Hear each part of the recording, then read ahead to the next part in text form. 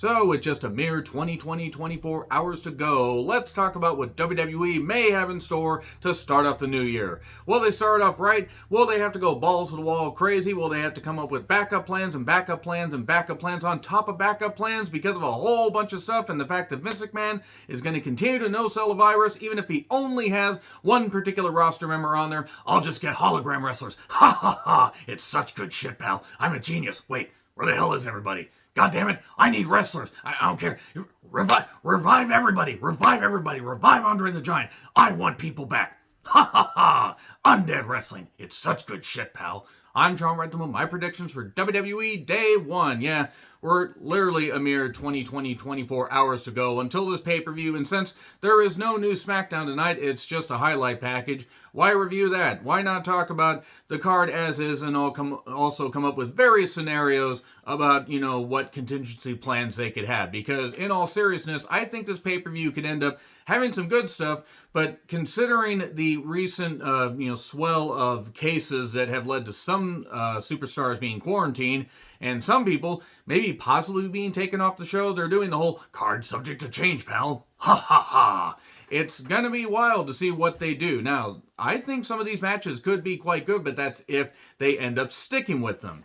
So the card as is, with not that long to go, even though I could see them definitely, announcing tomorrow, or even tomorrow morning, or maybe even during the pre-show. Oh yeah, this 8-match card, we're turning it all around or whatever. We're going to bring Buff Bagwell back. Buff Bagwell even still wrestle? Just bring back Devon Storm. Hey, I got an idea. Do a partnership with All Japan. New Japan and Noah are doing a partnership. Do a partnership with All Japan and bring people over. I don't know what the fuck they're gonna do. Anyway, what are your predictions? Let me know in the comments, please. So, Cesaro and Ricochet taking on Sheamus and Ridge. Ridge's big bulging club will be the difference here, and Sheamus and Ridge are going to get the victory. Why? Because Ricochet is pretty much there to take the pin. They're going to continue this Sheamus and Cesaro, Sheamus and Cesaro feud, and I think Sheamus and Ridge getting the victory might make the most sense because they're gonna push this feud, and you gotta have Cesaro eventually rise back up and get back on his feet, and that's what's gonna happen. So okay, maybe the heels winning on the pre-show isn't the best way to go, but I mean, really, with this card, does it matter? No. RK Bro, Orton and Riddle versus the Street Profits for the Raw Tag Team Championships. They can go one of two ways here. They could have the Street Profits win, and they will immediately drop them to Gable and Majin Buu, or RK Bro will retain, and they can immediately drop them to Gable and Majin Buu. Or they could go with the alternative, throw the Mysterios, Gable and Majin Buu in there, make it a 4-way, and have Gable and Majin Buu win here. Because, the Street Profits won the prestigious RK Bro Invitational Tournament. So prestigious there was all of 4 goddamn tag teams in there. They really should have just done 8 goddamn tag teams. I totally forgot about that tournament because they took like a week or 2 off. And then finally had the finals on Raw. As opposed to not finally having the finals. That would make no goddamn grammatical sense. And I don't even think I'm making grammatical sense. But moving on, RK Bro, I think they're going to win. Why? I don't really care. I don't care about the tag team division. I think the match will be quite good. But even if they switch the titles, they're eventually going to go to Gable and Majin Buu, and then they're not going to matter, and then they're going to lose them at Mania, probably on the pre-show, because the tag titles don't fucking matter. So let's go Drew McIntyre versus Madcap Moss. Drew McIntyre. I mean, really? Is there any reason for Madcap Moss to get a pay-per-view victory? Is there any reason for Madcap Moss to get a victory? Is there any reason for Madcap Moss as a character? The answer to all these questions, no. So, Edge versus Miz. Obviously, the women are going to get involved.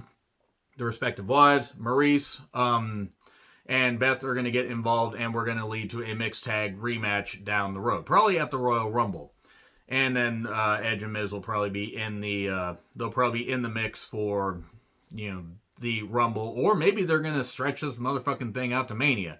I think it's probably better to blow it off at the Rumble.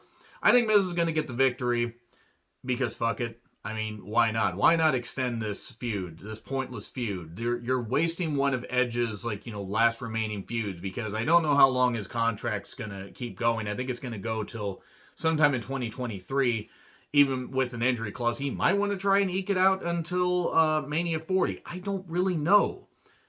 But they're wasting it on Miz. Nothing against Miz as a person, and he kills it on the mic. He usually does, but I don't care about this feud. So Miz is going to win. So we get Becky Lynch versus Liv Morgan for the Raw Women's Championship. Okay, let's say they go ahead with this. Becky Lynch is going to win. Let's say that Becky, due to Seth Rollins being in quarantine, can't go.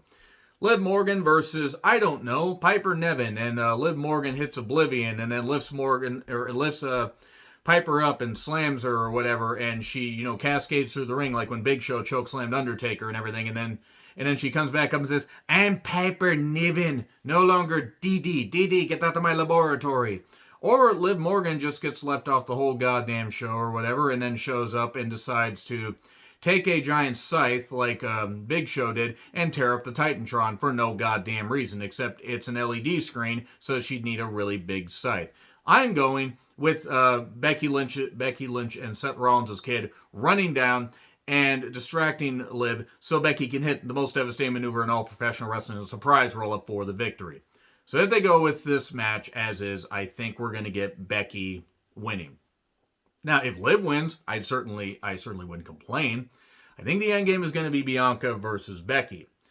My thing is, though, they got something here with Liv, so it's really going to be hard to tell what they do. But I think Becky, ultimately, if they go with this, is going to win. Maybe they end up having a bunch of other women come out, and they just do a giant scramble match or whatever, and they have a championship scramble match. Bring back the scramble match. Bring back the scramble match for a number one contendership. Whoever gets the pin is the number one contender until they do that. Why not? If Becky can't go, do a scramble match. Except don't have Carmella and Zelina be part of it. And I have a feeling they're going to add Rhea Ripley and Nikki Ash versus Carmella and Zelina for the Women's Tag Team Championships. Unless they already announced it for Raw. They might push it to the pay-per-view. Who gives a shit? The tag titles don't fucking matter. And I will leave it up to you to decide what tag titles don't fucking matter. And which ones I'm referring to. Because, i.e., it's all of them, by the way. So, we go to the Usos and New Day for the SmackDown tag titles. They always have really good matches. I'm also sick of seeing this feud. But at the same time, they always have really good matches. I think the New Day will probably win. Yeah, the Bloodline having all the titles would be pretty cool, but the New Day winning isn't the worst thing in the world. Now, the New Day don't need them, but if they don't win, then where are we going with this? Where are we actually going? Like, are we just going to blow this off? Are we going to come up with another tag team? Are we going to have Nakamura and Rick Boogs win the tag titles at some point? Are we going to have Corbin and Madcap Moss take them from the New Day? Are we going to have, what the fuck other tag teams do they have on SmackDown? I'm trying to goddamn remember. I'm really trying to goddamn remember. Maybe Sheamus and Ridge Holland will beat the New Day for them. Maybe that's what they're going to do. They're going to take them away from the Usos and they're going to give them the New Day and then they're going to give them to Sheamus and Ridge Holland. Not Sheamus and Cesaro. Yeah, so the New Day. The New Day will win. So Big E, Rollins, Owens, and Lashley in a fatal four-way for the WWE title. Now, Rollins said Merry See Christmas. I'm not going to say that, even though you can say that and not get flagged. But he apparently is in quarantine. Of course, they're shortening the quarantine thing because Vince McMahon's like, ha ha ha, I'm a genius. It's such good shit. No sell the virus. Kick out, pal. Ha ha ha. I think Big E's going to win. So if Rollins isn't there, then it's going to be Owens, Lashley, Big E, and fuck, who else? Is Jinder? And you know what?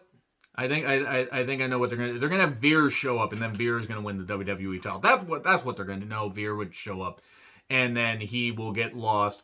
Maybe they'll have Truth come out, and then he'll get rolled up just somehow in this match and get pinned.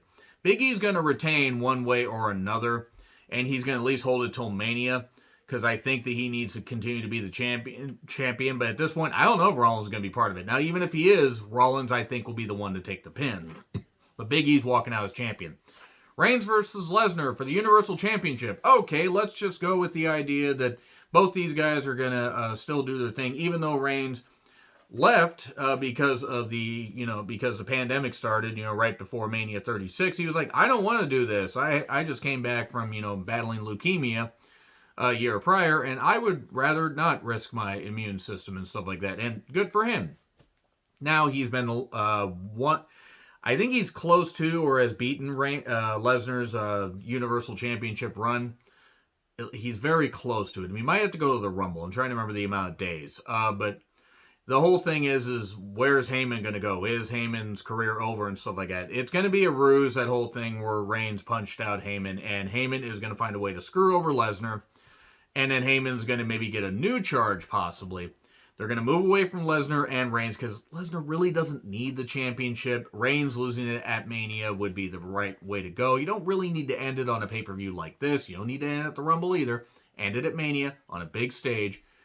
But I don't know. Jinder and Shanky will come out and be charged by Heyman to stop Lesnar and everything, and then we'll get Lesnar versus Jinder and Shanky on the Rumble to open the Rumble, and he'll just beat them both in 3 minutes and everything. Watch that happen. Watch that actually happen. Watch that actually be the case. It'd be ridiculous.